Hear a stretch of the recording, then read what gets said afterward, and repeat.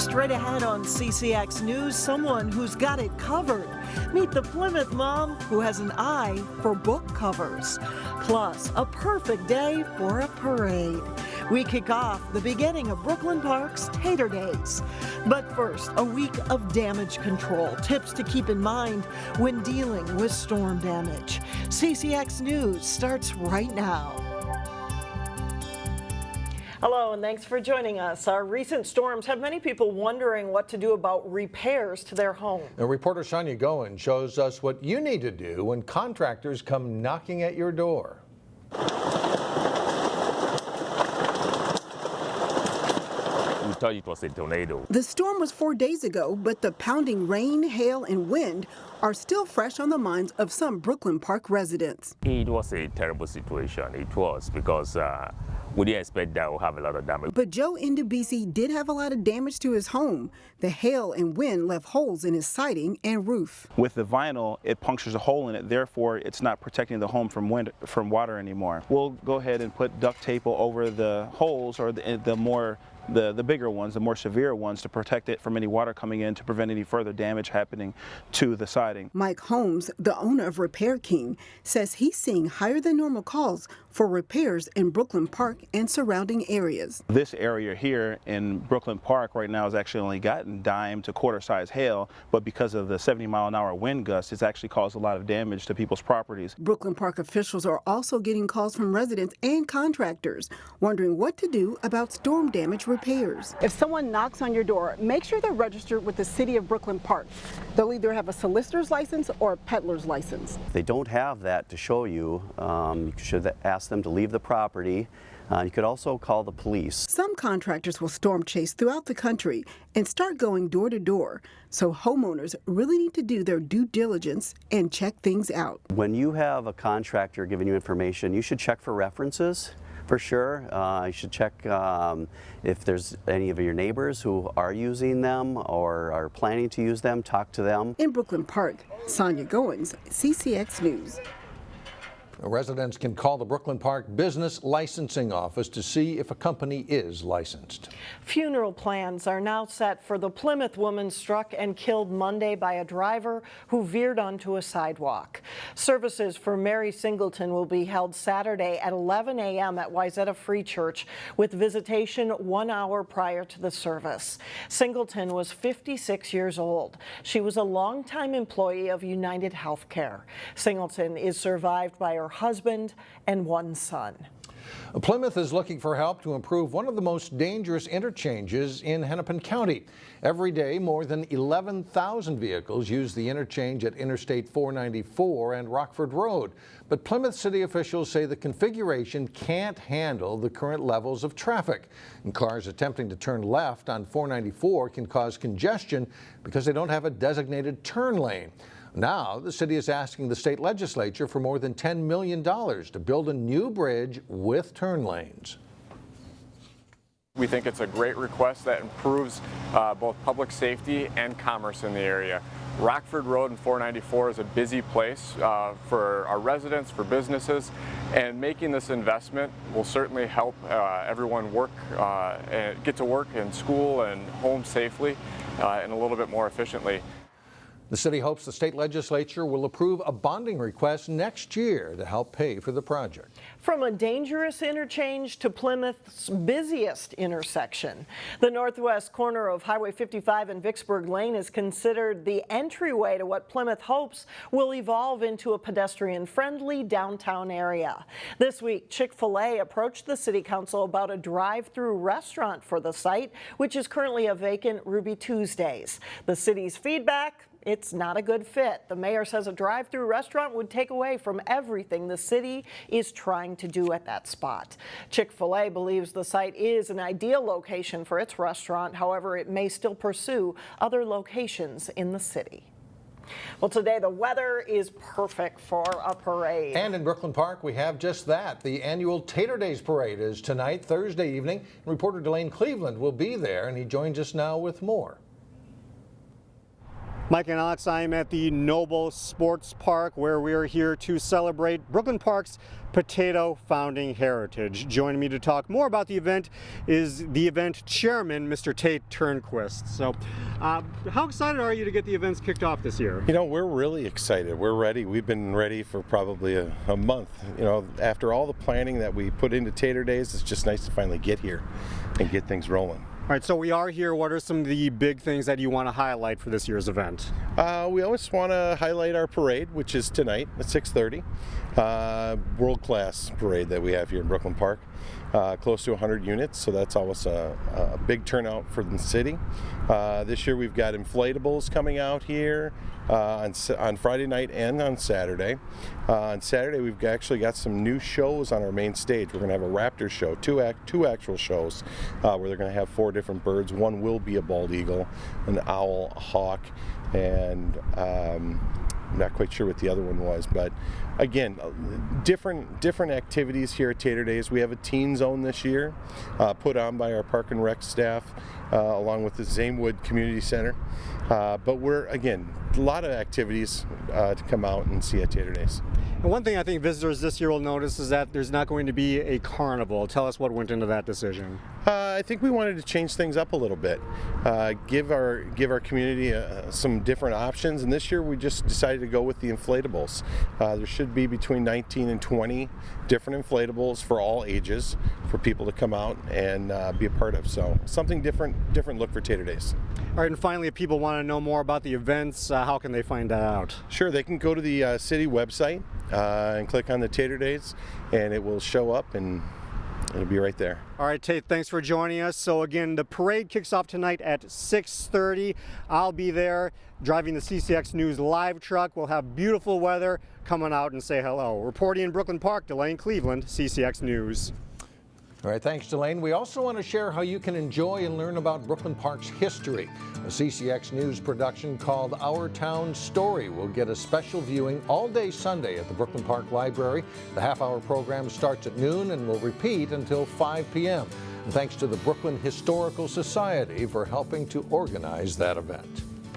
Still ahead on CCX News, a Plymouth mom who's got it covered, how her photography skills can be found on hundreds of book covers. Plus, the Wayzata boys golf team takes aim at a state title. We will show you how they did. But first, more storms brewing, unsettled weather, and possible storms return late Friday night. If you have been book shopping lately, you might be surprised to learn that some of those book covers may have actually been shot in a park near you. Local Plymouth photographer and artist has shot hundreds of book covers in and around the area. Reporter Shannon Slatton explains how she does it. You're going to go in a little ways. Good. Liz Ainsley knows that some people definitely judge a book by its cover. One more time, but more pointed toe at the end. Good, good. She knows that because book covers are her job. And if Liz captures the right shot today, it could be on the cover of a great book. Everything from no-name local authors in Greece to, James Patterson and Daniel Steele and Nora Roberts. Keep going a little faster maybe, we'll make a bit of a splash. Liz is a portrait photographer who got bored about 6 years ago. Just bored with a happy smiley look in the camera. It didn't tell a story. So with a little bit of research and a bit more luck, good, she signed on with 2 agencies who specialize in book cover photography. Now she has quite a few covers from all around the world under her belt. 725 last count. Want to keep this out like that. Liz's 3 daughters are often her subjects, but you wouldn't always know that. Readers kind of prefer anonymous because they want to create the image of the person in their head. Okay, now turning around slow. Her 9-year-old daughter Neve is helping her out today. She kind of has like the theme. It's pretty cool. It's fun, just see yourself on the book. She's been on the cover of a Stephen King book, a Danielle Steele, and many more. I'll go with the model for coffee when the book comes out and it's exciting. We'll go and I'll buy it for them and I'll say to the salesperson, that's her, and I took the picture. And they'll look at me like I'm nuts. Oh, that's nice. Crazy lady. Liz does quite a bit of Photoshop work on her images, and she often doesn't know which images will wind up on which books. I've spent, 3 hours on a book cover or 5 minutes. You cannot predict what they might want. But Liz stays on top of the book cover trends and uses Plymouth parks as a backdrop. always keeping her work interesting and telling a story along the way. Yeah, I still get a thrill out of doing book cover shoots. In Plymouth, Shannon Slatton, CCX News. When Liz chooses a place to shoot the pictures, she picks an area with quite a bit of sky or water because it seems to make the perfect blank space for a title, which you need in a book cover. Yeah, you need a who title. knew? What a great story. That's cool. Still ahead, fresh from the kitchen, we kick off the outdoor farmers market in Maple Grove. But first, the state high school baseball tournament gets underway. John Jacobson has the highlights from defending champion Wayzata's opening game.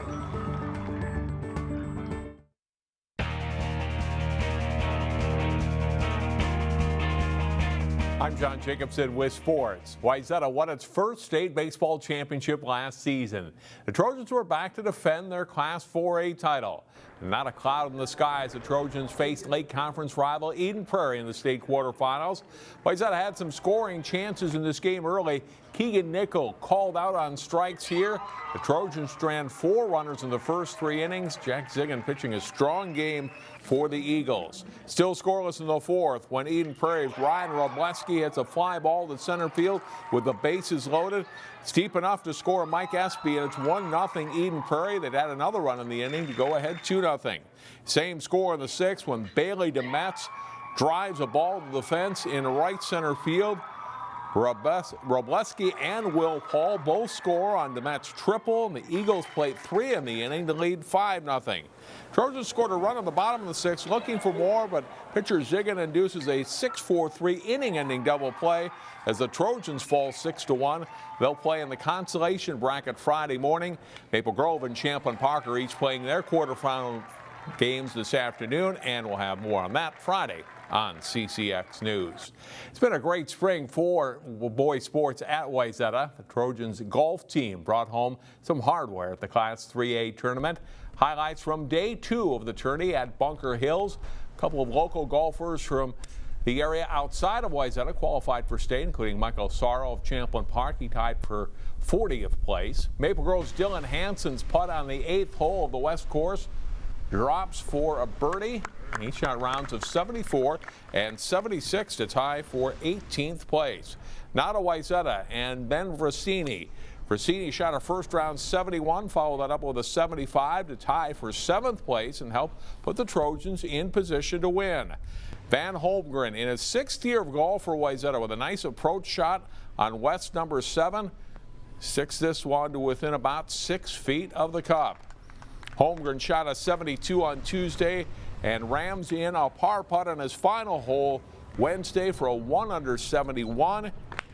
He wins medalist honors, and the Trojans bring home their 7th state championship in boys golf. Coming down the stretch there, I wasn't even in my mind. I was playing for my team today, and I guess it came with it, so it's just 2 for 1, I guess. As we check out the Class 3A scores, Wayzata wins its 7th boys golf championship by edging defending champion Minnetonka by 2 strokes. St. Thomas Academy and St. Michael Albertville round out the top 4. Providence Academy's Paul Stanke teeing off in the Class 2A boys tournament. Highlights from the Class 3A girls here as the tournament finished up at Bunker Hills on Wednesday. The 2A tournament finished up out at Ridges of Sand Creek.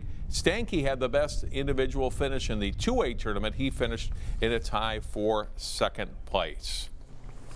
Well, back in the mid-1980s, a top slow pitch men's softball tournament started up in Brooklyn Center.